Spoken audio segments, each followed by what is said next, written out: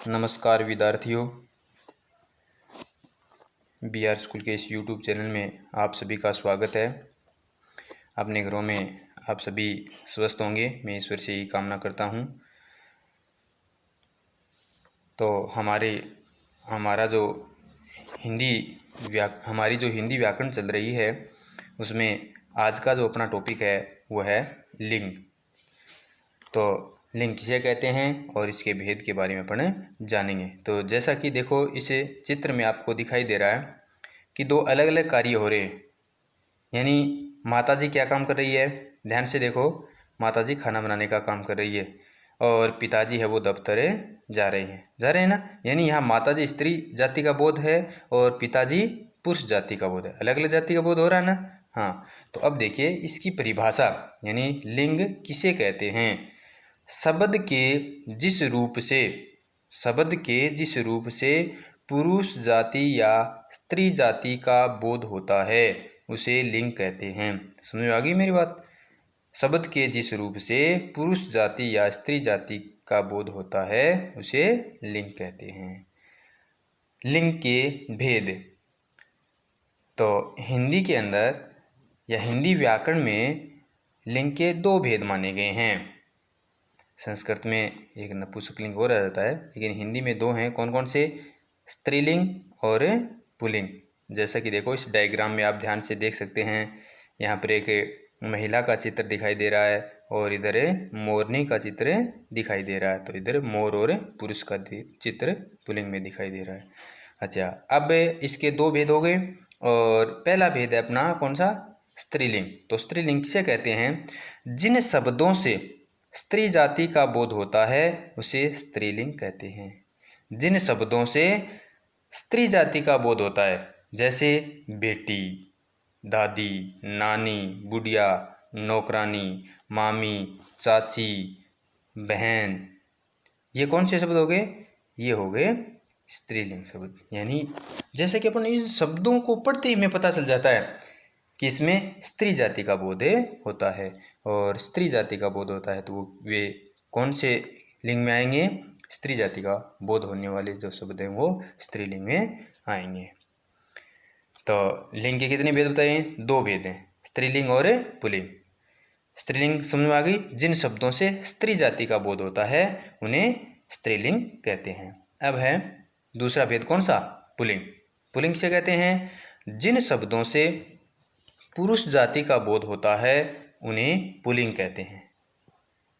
जिन शब्दों से पुरुष जाति का बोध होता है उन्हें क्या कहते हैं? पुल्लिंग कहते हैं। जैसे बेटा, दादा, राजा, बूढ़ा, नौकर। जैसे स्त्रीलिंग बेटा ना, बेटी, तो बेटी का पुल्लिंग क्या हो गया? बेटा। दादी का क्या हो गया? दादा। और रानी का पुल्लिंग क्या हो गया? राजा। बुढ़िया का पुल्लिंग क्या हो गया? बूढ़ा। नौकरानी का पुल्लिंग क्या हो गया? नौकर। ठीक है, तो अब ये हो गए उसकी परिभाषा और भेद। अब अपन कुछ एक शब्द जानेंगे जो पुल्लिंग और स्त्रीलिंग में आते हैं। तो अलग अलग इस सारणी के माध्यम से आप देखना, मैं बताता जा रहा हूँ। आप इसको एक बार पॉज करके वीडियो को और अच्छी तरीके से लिख लेना। यानी ये जो स्थान दिए गए हैं या जो वस्तुएं दी गई हैं वो शब्द हमेशा पुल्लिंग में होते हैं। जैसे महीनों के नाम, चैत्र, बैसाख, जेठ, मार्च, जनवरी, फरवरी, अक्टूबर। समझ में आ गई मेरी बात। दिनों के नाम जैसे सोमवार, मंगलवार।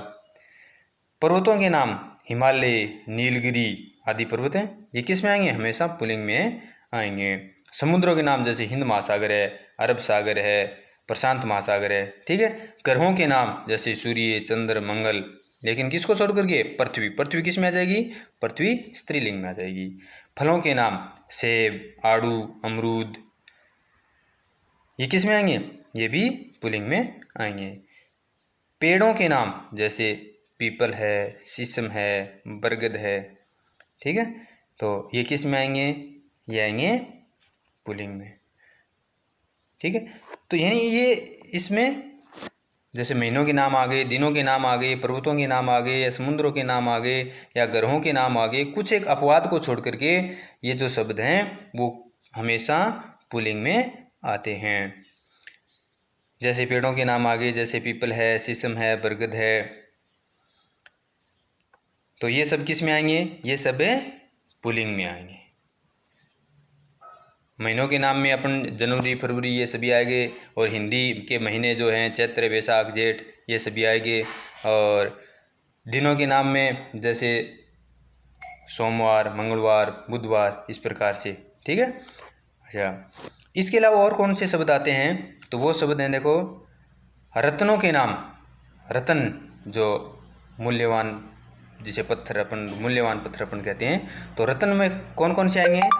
नीलम, पुखराज, हीरा, मणि। मणि किस में आएगी? मणि आ जाएगी स्त्रीलिंग में। नीलम, पुखराज, हीरा ये सब किस में आएंगे? पुल्लिंग में। अनाजों के नाम जैसे गेहूं है, जौ है, चना है, बाजरा, ये सब पुल्लिंग में आ जाएंगे। देशों के नाम जैसे भारत, जापान, अमेरिका, हैं, रूस, ठीक है, ये सब किस में आएंगे? ये सब पुल्लिंग में आएंगे। धातुओं के नाम, धातु कौन कौन सी? जैसे लोहा, तांबा, सोना, चांदी भी धातु है, लेकिन चांदी पुल्लिंग में नहीं आएगी, ठीक है। तो ये किस में आएगी? ये आएगी स्त्रीलिंग में, चांदी आएगी स्त्रीलिंग में। तो इसके अलावा लोहा है, तांबा है, सोना है, ये सब किस में आ जाएंगी? ये सब आ जाएंगी पुल्लिंग में। अब अपन पढ़ेंगे स्त्रीलिंग। तो हमेशा स्त्रीलिंग वाले शब्द कौन से हैं? देखो, निम्नलिखित स्थान व वस्तुएं सदा स्त्रीलिंग में होते हैं। वो कौन कौन से हैं? देखो, नदियों के नाम, नदियों का नाम जैसे गंगा, कावेरी, वोल्गा, ठीक है, गोमती और घग्गर, तो ये नदियों के नाम किस में आएंगे? स्त्रीलिंग में। लेकिन ब्रह्मपुत्र और सतलुज, ये ब्रह्मपुत्र, पुत्र नाम आ गया ना साथ में, सतलुज, तो ये पुरुषवाचक पुल्लिंग में आएंगे। किसमें आएंगे? पुल्लिंग में। ब्रह्मपुत्र और सतलुज ये स्त्रीलिंग में नहीं आएंगे। भाषाओं, बोलियों और लिपियों के नाम जैसे हिंदी भाषा है, अंग्रेजी है, संस्कृत है, मैथिली है, सिंधी, देवनागरी, रोमन लिपि है, फारसी लिपि है, ये किस में आएंगे? इसमें स्त्रीलिंग में आएंगे। मसालों, अच्छा, झीलों के नाम जैसे मानसरोवर झील है, डल झील है, ये अधिकतर झीलें भी स्त्रीलिंग में आती हैं। मसालों के नाम जैसे हल्दी, मिर्च, काली मिर्च, इलायची, किसको छोड़ करके? जीरा, धनिया, गरम मसाला, नमक को छोड़ करके जो मसाले हैं वो स्त्रीलिंग में आते हैं। गहनों के नाम जैसे पाजेब, माला, अंगूठी, किसको? कंगन, हार को छोड़ करके। तिथियाँ, प्रथमा, चतुर्थी, हैं, पंचमी, ये सब इसमें आएंगे।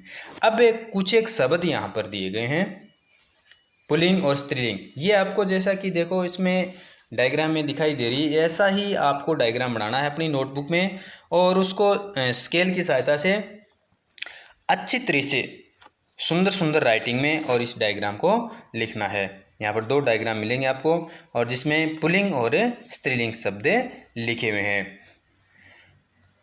तो मोर का क्या हो जाएगा? मोरनी, मोर का स्त्रीलिंग मोरनी। शेर, शेरनी। ऊंट, ऊंटनी। हाथी, हाथीनी। घोड़ा, घोड़ी। कटोरा, कटोरी। बेटा, बेटी। बच्चा, बच्ची। चिड़ा, चिड़िया। ये इस प्रकार किस में आएंगे? ये पुल्लिंग और स्त्रीलिंग शब्द है। आपको अच्छी तरह से और सारणी बना करके उसमें लिखते जाना है। इतना जल्दी आप लिख नहीं पाते हैं तो इसको एक बार रोक करके लिख लेना। लेखक, लेखक का लेखिका हो जाएगा। पाठक, पाठक का पाठिका हो जाएगा। नायक, नायक का नायिका हो जाएगा। गायक, गायक का क्या हो जाएगा? गायिका। सेवक का क्या होगा? सेविका स्त्रीलिंग सेविका। अध्यापक का अध्यापिका। शिक्षक, शिक्षिका। सुनार, सुनारिन।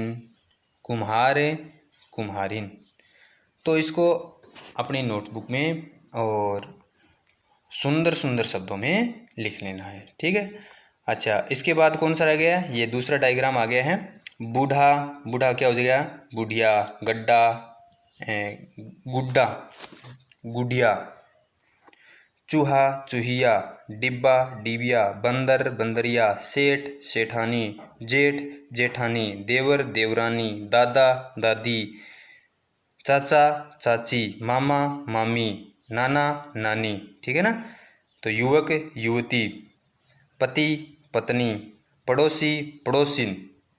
सहपाठी सहपाठिन, गवाला ग्वालिन, धोबी धोबिन, पंडित पंडिताइन। बादशाह है, बादशाह का क्या होगा, बादशाह का हो जाएगा बेगम। तो ये हैं अपने लिंग, पुल्लिंग और स्त्रीलिंग के भेद। तो अब मैं आपको बता देना चाहता हूँ कि हमने आज लिंग जो टॉपिक है वो पूरा किया है। इसमें सबसे पहले हमने लिंग की परिभाषा जानी कि जिस शब्द से स्त्री या पुरुष जाति का बोध होता है उसे लिंग कहते हैं। और उसके बाद हमने लिंग के भेद जाने। कितने भेद होते हैं हिंदी व्याकरण में, 2 भेद बताएं आपको, स्त्रीलिंग और पुल्लिंग। और फिर कुछ एक जो शब्द हैं वो पुल्लिंग में आते हैं, तो कुछ एक स्त्रीलिंग में आते हैं। और उसके बाद हमने लिंग और पुल्लिंग की सारणी वाइज आप अच्छी तरीके से इसको लिख लेना। और जो पीछे हमने वीडियो बनाए थे वो भी आपने अच्छी तरीके से लिख लिए होंगे। तो आज के इस वीडियो में इतना ही। आपका दिन शुभ रहे।